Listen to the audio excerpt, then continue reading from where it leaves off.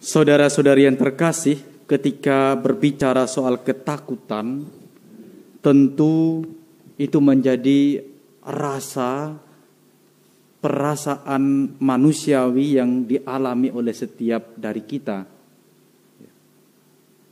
Ketakutan mungkin soal bagaimana hidup selanjutnya.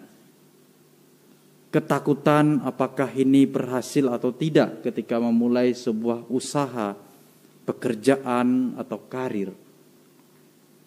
Mungkin ketakutan juga yang seketika dalam perjalanan, wah ini selamat atau tidak. Ketakutan yang dialami tidak pandang bulu. Bukan hanya untuk orang-orang yang mungkin dalam notabene catatannya jauh dari Tuhan, tidak pernah berdoa, mungkin juga tidak pernah datang ke gereja atau melakukan agamanya sesuai dengan apa yang seharusnya. Ketakutan juga terjadi ketika di saat seperti kita yang mungkin setiap hari berdoa, setiap hari berkomunikasi, berelasi dengan Tuhan, juga mengalami ketakutan. Maka ketakutan semacam itu justru pertama-tama itulah ungkapan manusiawi, perasaan manusiawi, tidak bisa dihindari. Hanya bagaimana cara kita menyikapi ketakutan itu, khususnya bagi kita masing-masing pribadi yang mempunyai relasi yang dekat dengan Allah, dalam doa, dalam kerinduan kita, dalam harapan kita supaya Allah menyertai kita.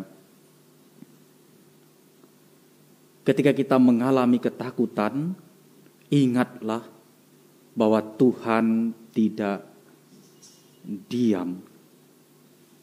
Tuhan tidak membiarkan kita larut pada ketakutan. Justru hanya dalam pikiran kita, dalam perasaan kita yang merasa ditinggalkan oleh Allah. Tetapi sesungguhnya Allah itu memperhatikan. Bagaimana mungkin dalam bacaan pertama, Daud, pribadi yang diurapi oleh Allah, menjadi raja bangsa Israel. Daud, pribadi yang dekat dengan Allah dan bahkan dalam seluruh hidupnya berusaha menegakkan keadilan dan kebenaran dan juga memimpin atas rahmat dan kehendak Allah. Tetapi Daud melakukan kesalahan. Mungkin kesannya Tuhan diam. Tuhan tidak berbuat apa-apa ketika Daud tergoda oleh istri Uria, orang Het itu, dan bahkan melakukan dosa. Tetapi hari ini dalam bacaan pertama kita mendengarkan bagaimana Allah yang mungkin dipandang diam ketika melakukan dosa. Ketika Daud melakukan dosa, Allah menyadarkan Daud bahwa dirinya selalu memperhatikan apa yang Daud perbuat. Sehingga akhirnya Daud menyadari betapa Allah itu adalah Allah yang dekat dengan dirinya. Sehingga dalam diri Daud timbullah suatu pertobatan terus menerus, menyadari kesalahannya dan menjadi manusia baru.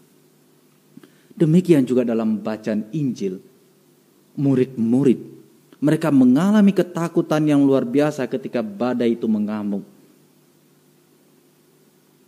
Dan bahkan di tengah mengamuknya badan, mereka hampir lupa kalau dalam perahu mereka, dalam kapal mereka ada Yesus.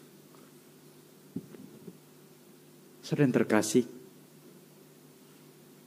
ketika kita mengalami kesulitan, kegagalan, dan bahkan ketakutan, ingatlah bahwa kita tidak berjuang sendiri. Mari kita menyadari bahwa Yesus itu selalu senantiasa menyertai kita. Seperti perjalanan para murid, Yesus berada dalam perahu mereka. Hanya mahukah kita menyadari kehadiran Allah yang memberikan keselamatan? Kehadiran Allah yang memberikan ketenangan. Kehadiran Allah yang mampu mengatasi ketakutan-ketakutan kita. Dengan demikian, iman kita bertumbuh.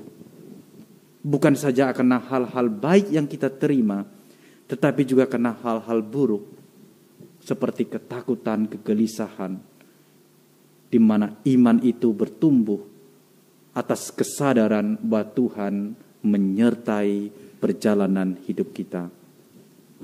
Mari setiap perjalanan hidup kita, dalam kapal rumah tangga kita, dalam biduk bagaimana kita menjalani kehidupan kita, kita senantiasa menyadari kehadiran Tuhan.